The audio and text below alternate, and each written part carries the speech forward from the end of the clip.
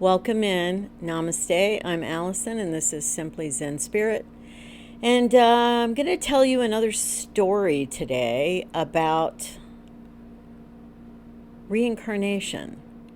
And I say that hesitantly because if you've watched any of my other videos, you know that I never know if I totally 100% believe in reincarnation, but I'm going to tell you a story today that's going to sure seem convincing, at least it has to me because I've experienced what I'm going to talk about, that there's something to it. There's something to reincarnation. I don't fully understand it.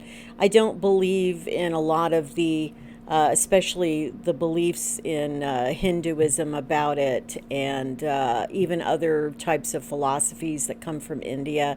I'm not sure I totally believe in all the explanations surrounding reincarnation, but I can't discount it completely. And the reason is because of the story I'm going to tell you now. So, back when I was in college, my undergraduate, and this would have been in the early 70s, I went to school at Marquette University, which is in Milwaukee, Wisconsin. And I went there for my first 2 years of college, and then I finished my college education in Virginia. But when I first went to Marquette, one of the things that really stood out for me on the campus, and this is the campus that's in the middle of the city, it's in Milwaukee. And one of the things that stood out for me was there was a chapel on the campus called the Joan of Arc Chapel. And apparently, this chapel had come from France. And the reason it was called Joan of Arc Chapel is I don't know there's complete documentation on that or, veracity of this, but apparently Joan of Arc had prayed in this chapel in France. And it's a small chapel. And it was transported stone by stone, taken apart, and brought over to Milwaukee and basically rebuilt there. And it's in the middle of the campus, really. It's surrounded by a lot of classroom buildings and administrative buildings. Well, I was fascinated by this chapel. The first time I saw it and walked in, I just was transported. I mean, I don't really have any explanation for it. And of course, this is many years before I was really into spirituality. I had been raised Catholic and I had gone to Mass at various times in my life. And in fact, right before I went to Marquette, I'd actually spent some time, maybe about a year, going to Mass fairly regularly on Sundays. And then while I was at Marquette, which is a Jesuit university, it's a private school, I actually was very into going to Mass. So I would say this was kind of more of a traditional kind of religious phase I was in. I guess that's how I would describe it. Well, I was really like every time I went into Joan of Arc Chapel, it's like I was in another world. And they left the interior except for lighting, which they did have lighting so you could go in the evening or whatever. And but other than that, it looked like you were stepping into, the 1400s. And so I basically, they had just stone floors and they had a few kneeling benches, but they didn't have regular pews or anything. And a lot of times I would just get on my knees and pray on the stone floors. And it always felt familiar to me. It never made any sense. And I know that my roommate at the time, who also was raised Catholic, but she used to kind of tease me about it because she'd say, "Boy, you're like a fanatic about that place, about this Joan of Arc Chapel." Now, there were other churches around. In fact, there was a beautiful, cathedral that was on the Marquette campus that I would sometimes go to Mass in and stuff. But I loved this chapel. Once I left Marquette, I never thought too much about it again. But I did remember that was like my favorite place on the campus. So I went to school in Virginia, and years go by, and it's probably about maybe 10 years later. And I shared this in another video I did, but I went to see this psychic. This was during a phase in my 20s where I was really into going and checking out psychics and seeing if I thought they were real and this sort of thing. And I went to this psychic one day, and as I was driving there in the car, all of a sudden I thought Joan of Arc. Like it just popped into my head. Hadn't seen a movie about Joan of Arc. Nothing should have triggered that. But it just popped in, and I thought, well, that's weird. Why am I thinking of Joan of Arc?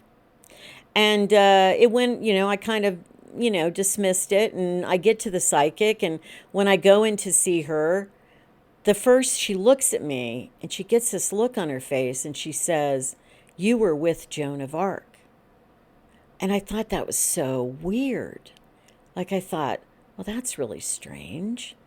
And so she proceeded. It wasn't really a great psychic reading, but she was really into this past life thing about me being with Joan of Arc, and that I was a man in that life, and I was one of her lieutenants, and I was with her in a couple of the battles they had. And it was very strange in a way. And I didn't make the connection yet till I got home that day, and I was still in contact with my college roommate that I'd had the first 2 years when I'd been at Marquette. And I remember calling her up, not right away, but it was within a day or two. And I called her up and I told her about this strange psychic thing, and how, she had said I was a man, and I was with Joan of Arc on at least a couple of her battles, and, against the English and that sort of thing. Anyway, my friend is the one that said something, my former roommate. She goes, well, you were obsessed with Joan of Arc Chapel. And I honestly had not remembered that. Like it had been at least 10 years. I had not really thought about it. And I thought, well, that's interesting. And so we talked about that, and she was just like amazed. She was like, she says, well, that's where Joan of Arc and her lieutenants were supposed to have gone to pray before they went into battle. Like that was probably like it was so familiar to you because you'd been there, hundreds of years before and on a different continent. And so, I was kind of incredulous, but it didn't convince me of the past life thing. And of course, I was right at the beginning of a lot of my exploration and journey into a lot of different kind of spirituality concepts and philosophies at that time. And so, I didn't disbelieve reincarnation, but I also had never been a big fanatic about it. And I'm still not, actually. Well, so I kind of tucked that away, and I thought, well, that was kind of interesting. So fast forward about another 10 years or so after this, and the next part of this story takes place in Northern California at a place called Heartwood. And that's where I went for hypnotherapy training. And I was in my later 30s at the time, and I had done a lot of spiritual work and meditation by this time and all of this. Well, as part of the hypnotherapy training, we were offered the option where one of the instructors could also do private sessions with us. And so about a couple of days before the program ended, one of the teachers was an especially gifted hypnotherapist, he did this very long session with me. Now, the purpose of this session has a lot to do with what the memory that popped up was. And that is, we were trying to figure out why I was having some sort of blockage around my solar plexus. That I'd had this weird thing happen where I used to get this rash right around there. And I may have shared this in the video on going to Heartwood there, but so I'm not going to completely go into all the details. But I always felt like there was some sort of energy blockage in myself. Like I would get very drained energetically. I mean, just over, not just my body, but just even my spirit, everything about it. And so he was trying to do this session to actually figure out how to correct that blockage. And as I shared in another video on this, boy, did it correct the blockage, because I was like an energy dynamo, and this kind of sparked me having the the closest thing to being a psychic I ever was in my life for several months after this. Well, anyway, so we were trying to find the source of this kind of power, this energetic power inside myself. Well, during this exploration, and we kind of, he did this really like regression hypnotherapy and all this, I popped back into like the hundreds of years before, and I see myself, I see myself sitting on a horse, very large, like war horse, and I'm a man, and I have armor on, and I see myself in this battle. And, the whole prompt to this had been like looking for the source of this power. Well, while I'm in this past life, whatever this was, what came out of it is that apparently, such a strange thing to me, but apparently in that lifetime, as one of Joan of Arc's lieutenants, we were actually given like an additional kind of energy, like spiritual energy, possibly even physical energy, for a period of time. That there was this, it was like a gift from God, I guess. That's the only way, that's how it came to me at the time in this session. And I thought, well, that's really strange. And didn't make much sense, but it did make sense, because he worked, this teacher that was doing the therapy with me kind of worked on integrating that power from that lifetime into my current system. And I can only say that that's probably what accounted for this months long like increase in energy and intuitive ability and everything else. So I don't understand how that happened. I don't understand that lifetime. But during that also, as this was going on and we were kind of, discovering what had happened, I died. I saw myself die in battle. And the horse I was on, this really large, like warm blood horse, was injured, was wounded, and then fell on me and crushed me. And basically that's how I died. And was being crushed by a large horse. Yeah. Explains the later fear of horses to some degree, although I love horses. It also explains some fear I had, in this lifetime early on. So anyway, that made so, it really was amazing, because I hadn't really thought much about Joan of Arc until like for about 10 years there. And then all of a sudden it pops back in as this explanation for this incredible God-given power that we were given temporarily to, fight in these battles or whatever. I don't know. The whole thing is so strange to me. But the energy thing cannot be denied, because after I had this session, I was incredibly on fire energetically for months. So I don't know what that is. I don't know what that was. He didn't do actual like Reiki on me or anything. He was not a Reiki practitioner. I don't know what happened, but that's that piece of the puzzle. So all these little pieces of the puzzle are, coming together here. And then the final piece was in 2001, which was about 23 years ago. I went to Paris by myself on a trip. And I didn't, again, never expected to have any kind of Joan of Arc connection there. I don't think Joan of Arc was ever in Paris, to be honest with you, from everything I'd ever read about her historically. So the day that I was there, about 9 days, and I kept wanting to go see Notre Dame, the cathedral there, the one that had the fire about 4 years ago, and now they've rebuilt the spire and all that. But anyway, this was back then, and I kept avoiding going. I don't know why I kept avoiding going. I'd go, well, I'm going to go today. And then the little tourist bus takes you around. And I would think, no, I'll just do that tomorrow. Well, I finally went in there about 2 days before I was leaving Paris. And the minute I walked through the door, I knew I had been there before. Now, admittedly, as a child, I was taken to Paris when I was about 3. I don't really remember much about it. I assume we went to Notre Dame. I don't know. But it wasn't that kind of feeling. It was a very old feeling of I've been here as an adult a long time ago. And probably, I guess my hypothesis is that whoever I was in that lifetime probably had been in Notre Dame, because it had been around about at least 100 years at that point. So I thought, well, that's weird. And so I'm walking around and I'm almost in an altered state.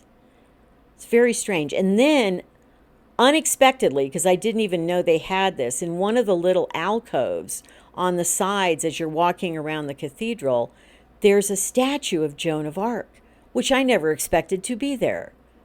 And for some reason, I was already kind of in this altered state. And when I saw the statue, tears just started streaming down my face. I mean, I wasn't sobbing or, making a big scene or anything, but I couldn't stop the tears.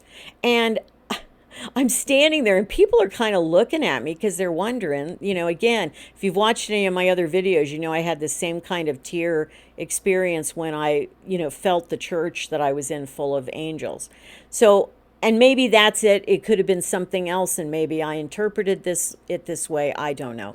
But I couldn't take my eyes. It's a beautiful statue of her. She has her armor on, and she's kind of looking up towards God, and it's magnificent. And I didn't know it was going to be there. And so but I started just tears, and I stumble over. In fact, I couldn't hardly walk from being overcome. And I stumble over to light a candle in the little nave that she was in. And so or the alcove she was in. And so I do that, and I come back, and again, people are kind of looking at me strange, but I'm not sobbing or anything. I just have tears streaming down my face. I went over to the center of the church where they had some chairs that you could just sit in and rest, because most people were wandering around the perimeter of the church. And I sat in there, and I'm looking up at one of these rose windows, and I couldn't stop crying. I just could not stop crying. And it was a very much an altered state. There's no question I was in an altered state. Now, why was I in an altered state? Don't know. I'd been perfectly fine before I walked into that cathedral. So to me, that cathedral meant something historically to me. And then seeing the statue of Joan of Arc did something to me. It had some emotional reaction. Now, when I put all these pieces together, does that mean for sure I was reincarnated from one of Joan of Arc's lieutenants? I don't know. I'll be the first to tell you, I don't know. But it remains a puzzle for me, because I've always felt a strong affinity for France. I took French when I was in school. I want to someday live in France, at least for a period of time. I've been to France a couple of times in my life, but I feel very much a connection with France. And yet, there's no rational explanation for that. So did I have a lifetime, or maybe several lifetimes in France? Possibly. And possibly that was one of them. I don't have an answer to this. I don't know if it was real or not. But I know that there is a saying that there's no such thing as coincidence. There's no such thing as coincidence. So if all these things throughout the years keep popping up and getting my attention, does that mean something? Well, probably it does. Don't know for sure what it means, but it's such a strange thing to me. So ultimately, do I believe in reincarnation more now after having all these experiences that potentially point to a lifetime in the Middle Ages? I don't know. I don't know. I don't know if I totally believe in it. I don't disbelieve in it. I certainly think it's possible. There are people that are hardcore. They believe reincarnation all the way, and I've just never been one of those. But then I've never been one of those about any of my beliefs, really. I'm not one of these bang the drum and say, oh, this is the only way it is, because I don't believe it's the only way it is. I think there's always more questions than there are answers. There's always more questions than there are answers. But I offer this to you today, something to think about. If you've had a similar experience or something about a past life, please share it in the comments below. I'd really love to read your experience of this.